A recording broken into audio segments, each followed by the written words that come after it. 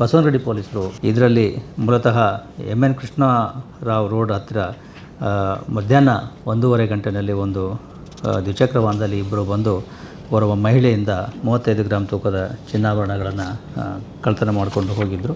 ಈ ಇಬ್ಬರನ್ನು CCTV ಮತ್ತು ಇತರ ಆಧಾರದ ಮೇಲೆ ಪೊಲೀಸರು ವಶಪಡಿಸಿಕೊಂಡು ಆ ದ್ವಿಚಕ್ರ ವಾಹನವನ್ನು ಕೂಡ ವಶಪಡಿಸಿಕೊಂಡು ಅವರಿಂದ ಈ ಒಟ್ಟು 86 ಗ್ರಾಮದ ಚಿನ್ನದ ಸರಗಳು ಮತ್ತು ದ್ವಿಚಕ್ರ ವಾಹನ ಎಲ್ಲ ಸೇರಿ 5.5 ಲಕ್ಷ ರೂಪಾಯಿಗಳಷ್ಟು ಮೊತ್ತದ ಈ ಒಡವೆಗಳನ್ನು ವಶಪಡಿಸಿಕೊಂಡಿರ್ತಾರೆ. ಈ ಆರೋಪಿಗಳು ಕೂಡ MOB ವ್ಯಕ್ತಿಗಳಾಗಿದ್ದು ಇವರಿಂದ ಈ ಪತ್ತೆಯಿಂದಾಗಿ ಇನ್ನೂ ಬಸವನಗುಡಿ ಕೇಸ್ ಚೈನ್ ಸ್ನ್ಯಾಚಿಂಗ್ ಅಲ್ಲದೇ ಕುಂಬಳಗೋಡು ಮತ್ತು ಮಂಡ್ಯ ವೆಸ್ಟ್ ಪೊಲೀಸ್ ಸ್ಟೇಷನ್ನ 2 ಪ್ರಕರಣಗಳು ಕೂಡ ಪತ್ತೆಯಾಗಿದ್ದಾವೆ.